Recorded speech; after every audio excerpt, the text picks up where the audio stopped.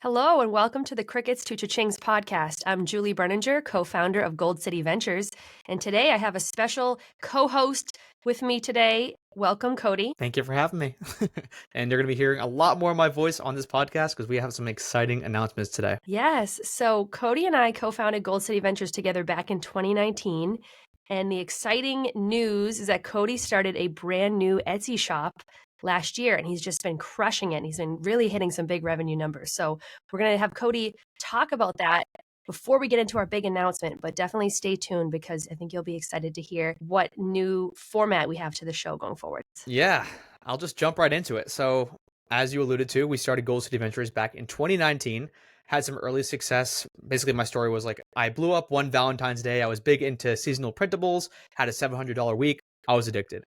Fast forward 5 years or something like that, 2024, someone commented on one of my was a YouTube short or Instagram. I don't even remember exactly, but they said something like, "You could never recreate your success. Etsy's way too saturated." So I was like, okay, how about I actually go and put this into practice? Like, do the things that we still teach today, Gold City Ventures, ePrintables course, do these things still make money and still work? And, Julie, we know because our students are posting wins daily, weekly, amazing things, but I just wanted to see for myself. So I went and started a brand new shop. I didn't tell anybody about it. You, the coaches, the students, nobody knew about this thing. And I just wanted to see how well I could do operating in a silo. I had a goal of hitting $1,000 per month in revenue. I thought that was a pretty meaningful milestone because I remember during the beginning of my side hustle journey, and I'm sure your side hustle journey, like when I hit that revenue goal, I was like, okay, this is possible. When you make those first couple dollars outside of corporate, I feel like that's one turning point. But then like $1,000 per month, you're like, okay, this thing actually has legs. So we'll get into all the tactics and strategies and all that fun stuff. But I ended up hitting my $1,000 per month goal. I have the screenshot, the past 30 days on Etsy on day 116. So I was pretty pumped about that. And since then, the shop has continued to surge on. Actually, just recently hit $10,000 in overall sales in that secondary side shop. And it's been a fun little experiment and fun journey. And it's a testament to what we teach. It's the same exact strategies that we're teaching day in and day out at Gold City Ventures. So that was a nice little refreshing piece of this whole experiment as well. It works. And I know for many of our listeners, their goal is to reach something like $1,000 a month in revenue. And the amount of time they have was similar to the amount of time you had to spend on this. It's not like you spent all day working on your shop. You have another Very shop true. that you manage. And you also manage Gold City Ventures. You're an active real estate investor. You got a lot going on. So I think it's something that could translate to a real life experience for someone listening. So before we kind of get into the nuts and bolts of that, I also wanted to congratulate you too. You hit another revenue milestone. Didn't you just cross the big 10K in total revenue of that new shop? 10K. Yep, 10K just a couple of days ago as we're recording this. So that was another exciting one because, as you said, I am doing so many other things. This was just a side project that I wanted to be in the shoes of our students. Most people, when they join ePrintables, when they join the community, they don't have 40 hours a week to dedicate to this. That would be kind of a ridiculous ask from us. So I was spending 5 to 10 hours a week, like an hour, maybe 2 hours per day if I got lucky. And yeah, with the 5 to 10 hours per week, I hit the $1,000 per month in 116 days. I ended up having a $2,500 week actually, and then I just recently hit that $10,000 milestone. Excellent.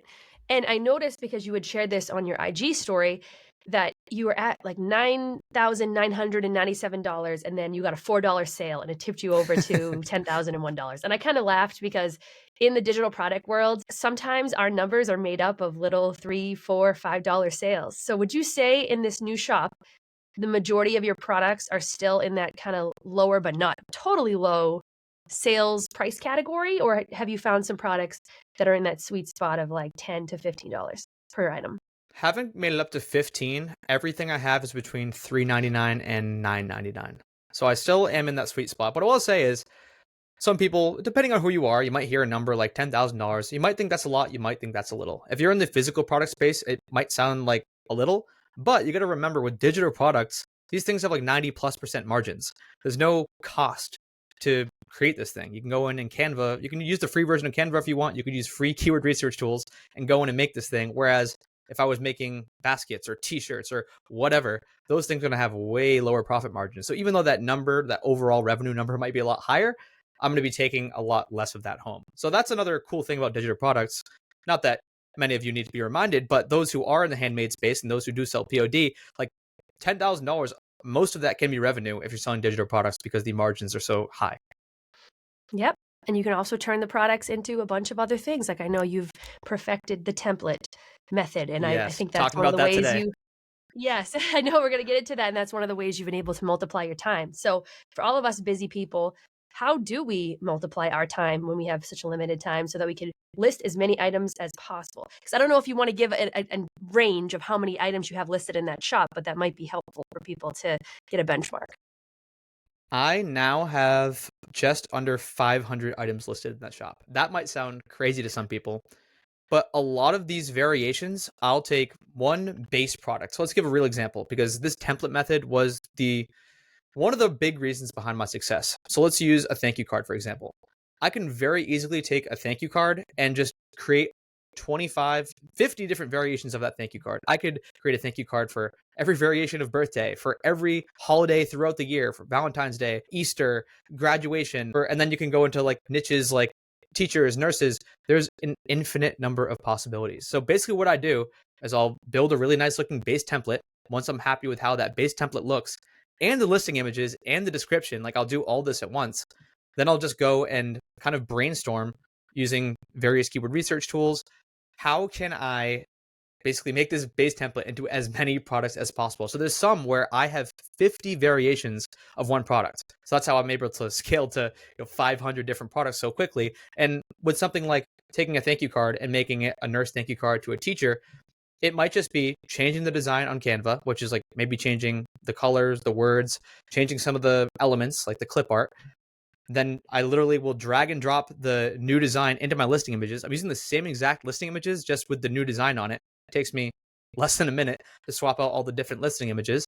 I'll go in and update the description to make sure that it's talking about the new product, the title, the tags, anything that needs to be changed. But a lot of the stuff is drag and drop. So a lot of the stuff I really don't have to recreate the wheel. And that's where I see so many people get stuck is they're like, oh, I just spent 6 hours creating this product. Let me go spend another 6 hours creating the next product. It's like, I actually spent a couple hours creating this main product. And now I spent the next 2 hours creating 10 different variations of that product. Now I have 12 products and the person in the first scenario has one and a half. Yep. And so that's how you're able to get those listing numbers up. And Yes. I'm just curious, we don't really have a specific number that we think people have to hit to kind of get meaningful results. I mean, we've had students make sales off of the first listing that they ever published, or we've had students publish 5 listings and one of them really takes off versus the other 4. Did you find that there was a sweet spot? It was like, okay, once I got to the first 25 listings or something, then I started to snowball? Or would you say it's been pretty consistent linear growth as you list new items? Definitely pretty linear growth, although I'll say I made my first sale on day 3. So I only had a couple of products listed, but I was very intentional about the products I was listing. I was doing my keyword research, making sure that people are actually searching for that thing. It didn't have a lot of competition. So I made that first sale on day 3, but I think I've talked about this before. I like to think is of each printable, each digital product as like a mini passive income stream. Some people think I'm crazy. Like I will go after something that only has 50 searches a month in, eRank, Everbee, Insight Factory, pick your poison, however you're doing your keyword research. But if I'm one of 2 people selling that thing and I can capture just a couple of sales with a $5 product, like that thing might be making me $20 month over month over month over month. And as I assemble this army of these little passive income monsters in my Etsy shop, it's like I had $185 in sales in month 1, and then 400 in month 2, and then 900 in month 3, and then month 4 my sales exploded. I had over $4,000 in sales. So as my number of products listed has increased, it's been a pretty steady linear growth for the revenue as well. Cool. And would you say it's been mostly the editable templates that you've been selling, or do you sell mostly static one-pagers? I'm curious about the breakdown on that. Mostly editable templates. I found early success with editable templates, if you remember from my Valentine's Day love coupons back in Mhm. 2019 or whatever it was. And so I leaned into that. Customers love being able to edit and add their own personalization and change the colors and whatever they want to do with that template. So I have leaned pretty hard. I'd say like 90+% of my sales are with editable products. And you're using Cordial, Corjl, to make those, right? Yep, Cordial for majority. I have Canva for some of them, depending on the product. For Cordial, it's like when it's getting sold to a customer that might be a little less techy and might just want to make a quick change. Maybe they're just like changing the names on an invitation or they're changing the names on a coupon. But for something that's more robust, I'll use Canva Pro. And if someone's like maybe a little techier and wants more customization, I don't know what word I Right. was going for there. Customization is the one I was going for. Yeah. And for Cordial, you can use the mobile demo link so Yes, that that's a you're using cool put in the feature. listing. Yeah. Yeah. Yeah, it's so this is an interesting one. We've been selling on Etsy for a long time, and I would say we're part of the old guard in that we use Cordial, another third-party software, to make our templates editable. But since we've had thousands of students take the printables course, we've brought on 6+ coaches, and we've noticed over time the coaches have stopped using the third-party software as Canva improved, and now they just use Canva. And unfortunately, Canva changed it so you have to have Canva Pro to share a template link, which is a feature that you need to sell an editable template.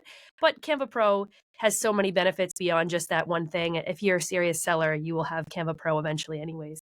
But I thought that's been interesting over time. But I think you and I, we're still part of that OG Cordial crew. And I still think that Cordial's just slightly better, but it can be cost prohibitive to someone who's just starting out to pay for Yeah. another subscription before they're getting lots of sales to kind of make up for it. If Canva introduces the demo link, see you later. But right now, Yeah. like I don't want to change what's working. You know what I mean? It's like I was able to build a new shop to $1,000 per month in 116 days. A lot of the editable stuff was with Cordial, so it's like if I can do that, there's no reason to not use it until Canva gets so much better and we're like, I'll just leave that in the dust. But for now, it's working for me, so I'm gonna keep on using it.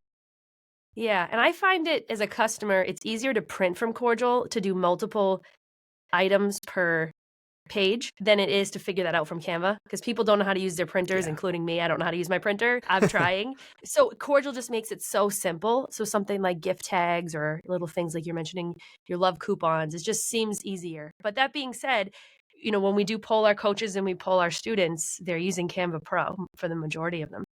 So it is kind of interesting. You have many options as a seller A lot of nowadays. ways to win, I like to say. A lot of ways to win. So, what other ways are you winning in your shop? Any other fun tips for us? Let's see. I think something that most people do incorrectly is they don't spend nearly enough time on the main listing image. So when I go through and do my keyword research, like I will type in exactly the product that I'm making. Let's say I'm making a Father's Day card. Father's Day is right around the corner. I am going into the search results and I'm just seeing what pops up. Because the last thing you want is your thing to either A, look so different than everybody else's that nobody's going to click on it. Like maybe it's just weird sizing or it just doesn't make sense, or just look worse in general. Like nobody's going to click on your thing. And your main listing image is the gatekeeper to sales. So a lot of people will be like, whew, I finally finished making that product. I'm just going to whip together these listing images and spend 2 minutes on it. Well, it's like you could have the best product in the world, but if that main listing image doesn't pop, doesn't attract buyers, then you're not going to make any sales. So I see way too many people making this mistake, and you can just tell the listing images look like crap. The final product, like they might have spent hours creating this product, and then just because the listing image is bad, nobody's going to click in and see how awesome this thing is. So I spent an inordinate amount of time on that main listing image, and I think I have like eight listing images per product. I spend some time on listing images 2 through 8, but most of the time they're just like, drag and drop and they don't matter as much. But that first listing image is just so important because if someone doesn't click into your product, like they don't even have a chance to look at the description, to look at the other listing images, to kind of get a deeper dive. So I think a lot of people don't spend nearly enough time on that main listing image. And they get fatigued. That's the issue. Yeah. But the buyer spends the majority of time, it's an inverse pyramid where the buyer is spending the majority of time looking at your marketing images, your listing images, and not your Yep. product. They don't even see your product till after the sale. So that makes tons of sense. We've also noticed people don't zoom in enough. So they're Very super true. zoomed out and you can't even see what the product is. So you don't have to be an amazing graphic designer. I'm guessing that you're just making sure that it's centered, it's zoomed. Now, do you use the It's new clear. square crop or do you still do a horizontal layout? I will. So, good question. I'll make sure that my product looks good in a horizontal format. And when it's cropped to square, it looks good as well. So because a lot of the best sellers you'll see if you're in certain views, and Etsy's changing these views all the time, but in some of these views, you'll see a lot of the even top search results, they'll be cut off on the left and right. Like even the words describing the printable, like the main part of the image is getting cut off. So I I use like the in Canva, like the show rulers and guides. I make sure that the left hand side and the right hand side, like when those are cut off, when cropped to square, that the listing image still makes sense. If that answers your That question. makes total sense too. Cool. So, Cody, I know you put together all of your best tips from this journey. Well, first, you shared it all on Instagram and at Cody D. Berman, which is amazing. So, thanks for doing that. We'll link to your IG handle in the description. But you also put together everything in a new ebook, I think. So, do you want to share a little bit more about what people could find in there? Yeah, it's called Your First $1,000 Month on Etsy. Very fitting name for this little challenge I put together. It's a 17-page ebook. It's going to talk about all of these strategies that I use to grow a brand new shop to $1,000 per month without using social media, without having an audience. Yes, we have an audience, but this is, again, done in a silo. I was just relying on keyword research and SEO and making sure that I was showing up in the search results. Talking about how to niche down and create kind of bulk differentiations of each product. So like taking one thank you card and creating 40 different versions of that, both the keyword research side and the like actual template side of things. And yeah, there's a whole bunch of context in there, a whole bunch of examples. I spent a long time, probably longer than I should have, on this ebook. I was like, I'm such a perfectionist, so I like to make sure that every page is perfect. So I think people are getting a lot of value out of this. They'll kind of see how my brain works when it comes to this stuff. And the cool thing is, like I said, this is the same exact stuff that we're talking about day in and day out in Gold City Adventures. Like, it's not like I'm completely reinventing the wheel. This is just going to further cement, if you're someone who's ever purchased a product from us or been in our community or in our course, like, still check this out, but it's just going to further cement like this stuff works. If you're someone who is, I always love using this visualization. There's like the meme of the guy in the diamond mine. He's like just about to take another swing, and then he turns around because he gives up. He's tired. He's had enough swings, but he's like one swing away from getting all the diamonds.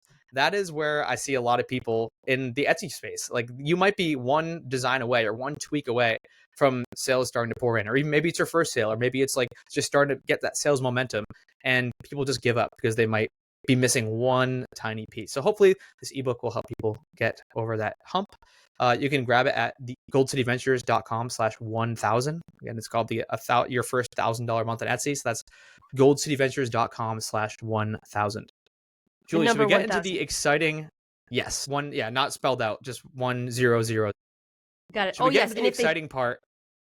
Sorry. yes, we definitely can. And I want to say, if they do go on your IG, Cody D. Berman, Yes. they need to click your highlight, because then you go through day by day, day one, day two, day three. It's kind of cool to see someone build the new shop in a series, because I think people can relate Thank you. depending on where they're at. It was a So lot of work. It was a lot of work. yes, you did. You did a great job, Cody. Okay, so now to our big announcement, the new show format. I'm gonna do a drum roll, and you can be the announcer. Okay. All right, so we're going to do a new show format called Hidden Gems. And basically what we're going to do is we're going to get inside the brains of some of the most successful people on Etsy. So this is the biggest YouTubers, Instagram influencers, TikTokers who are talking about Etsy day in and day out. We have a very new, exciting format. We're going to be getting tips from them, getting trend ideas from them. We just want this stuff to be as actionable as possible for you. This is a format we haven't seen on other Etsy podcasts. We want to be one of the first ones to kind of teach this and show you guys this, and it's just gonna be different. I think you're gonna have to listen to the first episode, the next episode, to see how things are gonna shake out and how actionable it's actually going to be. But I think this format is just, it's gonna be something you're gonna be taking notes, and you're gonna go rush your computer and want to dive into these trends, want to implement these tips immediately. And again, it's with some of the best and brightest in the space, names you guys will definitely recognize. Yep, I'm so excited for this, because I think when Cody and I were talking about our favorite podcasts that we listen to in the business space, we kept coming back to podcasts that were in this format, like very almost tactical, where Mm. every episode you learn something. And we like to share those type of episodes back and forth between each other to help us grow the business. So we said, well, why don't we bring that type of format to the Etsy space with our audience and community? And I think you all will love it. And it also helps with the time saving, because we know in order for you to be successful on Etsy, you have to be spending a good amount of time creating products and experimenting and listing on Etsy, and that takes time. So if we can give you this information in less time in a bulleted format without some of the longer backstories or long interview formats that you'll see on a normal podcast, I think it will help you too.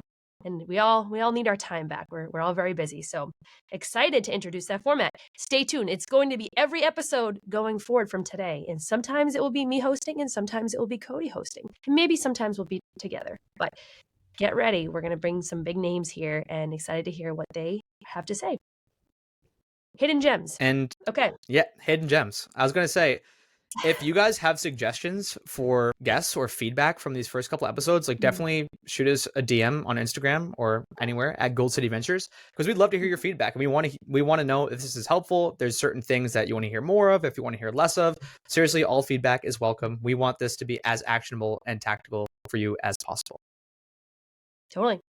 And then I wanted to end with a hidden gem from my shopping experience this past week. So now my husband and I have been diving into the real estate world ourselves, and we just purchased a beach house that we're going to rent out on Airbnb and VRBO.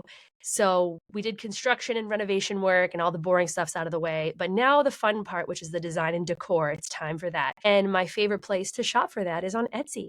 So in the process of doing all this shopping, I got a sense for one, how to actually sell a certain type of digital product on Etsy, how to do it good and bad. So I'm going to give you those tips. And then we'll talk about some design aesthetics that are trending right now. So the first thing is regarding wall art. Cody, do you sell any wall art at all? I don't. I have not ventured into the wall art space. I'm scared. And I don't sell wall art either. But if I were to sell wall art, I can tell you what I would and would not do. And hopefully those of you who do sell wall art, this helps you. So the first thing, when you are a customer shopping for wall art, the wall art seller will give you a whole bunch of different sizes that they will provide. And the majority of sellers that I saw, they list things out in aspect ratios, like 2 parts across by 3 down or 3 parts across by 4 down, fairly industry typical aspect ratios. But then when you actually get the files from the seller and you go to buy it, it is a hot mess in those Dropboxes and Google Drives. Gosh, it's a disaster in there. And so when you're getting a whole bunch of sizes, it can feel really overwhelming. So I thought the sellers that included the information in their listing and then they also included like a PDF that didn't just have the link to the Google Drive, it kind of explained the sizes again. And oh, you wanted an 18 by 24 inch wall art, then that would be the 3 by 4 aspect ratio. So that's the particular one that you're going to download. So you don't have to download all of them because it just felt like a little bit of bargain basement when I got into people's Dropboxes. And the files weren't all labeled kind of, they were labeled consistently, but they were labeled kind of weird. And the sellers also, they would make the largest in each file size, like they'd make the 18 by 24, but if you wanted a 9 by 12 or you wanted something smaller, it wasn't, for me who does this every day, I knew that it would translate, but I feel like a brand new person would probably send you a message and just get confused. So some type of style guide would be super helpful. The second thing, think about the way the person is purchasing this. So I was purchasing these prints so they could be above the beds in each of the rooms. And set of 3, like a gallery wall set of 3 is very common. So this is a beach house, so I had like sailboats and I had 3 pictures right next to each other. But I bought a king bed for this room in the rental and I was trying to match up, well, what size frames do I need? And it required me to use ChatGPT and like Google for 20 minutes to figure out what sizes these should actually be. And I feel like this is something that if a seller wanted to go above and beyond, you could do that. Like you could say, a standard sofa is 83 inches. If you want to do 3 gallery wall above the sofa, we recommend this size. Or if you want to do 3 above the bed, we recommend this size. And maybe show some sort of visual with that. Like nobody did that. And it was just such a missed opportunity. And it makes the seller and the buyer not the best experience. And then the third thing, the sellers, not all of them did this. Most of it was a free for all. Like you can print it out wherever you want. But the majority of them, they did not say anything. But some said, oh, you can print at Walgreens or Walmart or one of these photo centers. But actually, the people that recommended Prints of Love, I appreciated that because the Prints of Love website is so easy to use. I do think they might be a little more expensive than like a Walmart photo, but it is foolproof printing your wall art out at Prints of Love. And you can print everything out there, like wedding cards and stuff. And I'm pretty sure you can use an affiliate link so you as a seller could get a commission on someone actually printing their stuff out through them. Now, I haven't received my items in the mail yet. I just ordered it, but I'm like, oh, this ordering experience was so easy.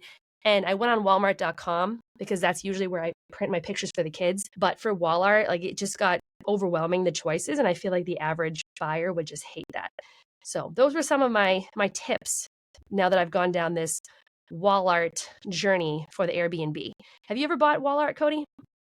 I was just about to say, I'm so fortunate that my wife Lauren did all of the outfitting for our Airbnbs because this is so foreign to me. Like I have never once even bought a painting or a picture ever. I don't do design stuff. But Yeah. hey, I'm an Etsy seller. It works. Yep, yep. I know, and Lauren has great taste. I love all of the pictures of your guys' rental properties too. Thank you. But this was something that I hadn't thought about. But okay, so now I did want to talk about the practical side of selling wall art and some of the things that I think are easy opportunities that somebody could do. But just in general, last thing though, people were way undercharging for wall art, Hmm. like way undercharging. So some people were selling their wall art for like $5 or $2, and then other people were selling it for $40 for a print, Wow. $25. So That's what without I want to delivery. say is like you for just digital download. So you could Wow. there's no reason that you need to sell this wall art for like less than $10. I mean, I'm of course this is me coming in as a buyer, but and this is for a property where I'm going to make money on an Airbnb, but I don't think you need to be undercharging. Like I think the people that were selling it so cheap, I was like, why? Why are you doing this? You know, I hate when people do the race to the barrel pricing. Yeah. Wow. $40 for digital download wall art. Hey, that's serious. Yeah, no, it was something that was like a bestseller and it was pretty creative and Etsy had kind of recommended it as Etsy's pick. So I bet they didn't originally start out there. They probably started to bump it up as they saw they got more successful, which I think we've all done, increase our prices by $1 or $2 as we go. Yeah. But yeah, I think people are in general undercharging. Okay. But in terms of the trends, Cody, let me know. Have you heard of any of these aesthetic trends? And by aesthetic, I mean literally what does the design look like? Like there's certain, and this is a word that I think Gen Z kind of uses a lot, but now us millennials, we're starting to use it, and other generations. It means the vibe. Have you heard of a grand millennial? No. Have you heard of coastal granddaughter? Nope. Okay, so those two are kind of similar, but if you know all the movies that have Diane Keaton in them, the coastal grandmother, Hmm. you know, she's got a certain vibe to her and she's got like that white linen button down shirt and she's hosting a dinner party in front of her hydrangeas on her house that's right by the water and the ocean. I can It's picture like a it. vibe. It's a certain vibe. Yeah. Yeah. So apparently people are into that, but those are the words they use to describe that vibe. And the art prints are like coastal, nautical, but kind of, I would say, like powder blue, periwinkle blue, like blue and white. They're just kind of summery vibes. So that's big. But there's this other subcurrent going on right now. Have you heard of Italian summer and the Yes. sardines? Okay, you've heard of Yes. that. I have heard of those. I have heard of those. There's like a Grecian one too that's really popular. Yeah, the Mediterranean vibe. Yes. So that is like the dark blue and white with the bright color yellow for the lemons. And then the strange thing is that the sardines trend, which my husband eats sardines and I find them to be disgusting. I don't understand. I Wait, is don't this understand like sardines? I thought why. it was like for Sardinia. I thought it was like Sardinia, like the region of Italy. No, like there literally people are putting prints of sardine tins. But those instead of just being the blue, white, and yellow, those actually have like the pinks and some of the almost like pastel, Barbiecore, disco ball combined with sardines. I don't quite get it to be honest, but that's really big and you see it everywhere. Okay. And you see it if That's a you new go one into for like me. a TJ Maxx or a Home Goods, like that style is what people are looking for visually. And apparently Italy, like I saw there was some baby shower things that people were doing pizza themed, Italian themed. I find that to be funny. As someone Italy's that blowing up. has some Italian heritage, I'm like, Italy was always popular. Why did It's everyone discover it blowing up. now? I have 2 weddings this year, Julie, in Italy, from friends who are both in the States. I don't even know if one of them is Italian, but it's becoming a thing for whatever reason. So I love that you're pointing out this trend. It's a big trend. That sounds amazing, Cody. And I know you all don't have kids yet, so you can have a nice little vacation and just really enjoy that. That's the plan. Not worry about the Making those logistics. passive Oh, income sales on Etsy. yep, yep. Okay, and then the last trend, strawberries. They're taking over. And I don't quite understand why, but and it almost reminds me of a print that would be on clothing for my, like, kids, the under 5 age group, but apparently adults wanna be covered head to toe in strawberries and have strawberries, that bright red and green color scheme. It's big. So I saw this all over the wall art, and I see it in person. So if you sell handmade and you go into Home Goods or TJ Maxx, you're gonna see that stuff there.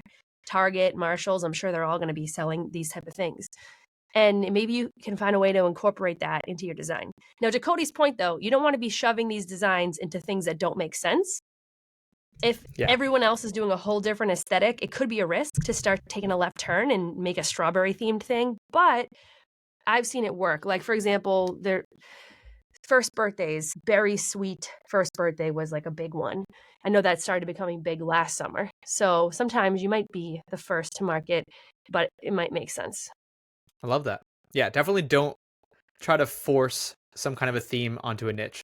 Like you don't want to be, let's say there's a first birthday for a girl and all the best sellers are like these like nice pinks and whites, and you just decide to go in with like a hard black and like a really dark red. It doesn't fit the aesthetic. It doesn't make sense. So like don't stand out just for the sake of standing out. Stand out if you have something to add or something that you can differentiate with. Because again, you don't want to have you don't want to force some kind of a trend or a theme onto a niche where it doesn't really make sense. You won't make sales that way. 100%. All right. Well, I think that's the pod for today. And we're so excited to introduce hidden gems going forward. Definitely subscribe so that you can catch all of the episodes we have upcoming with our super talented and amazing friends in this community. All right. Bye, everyone.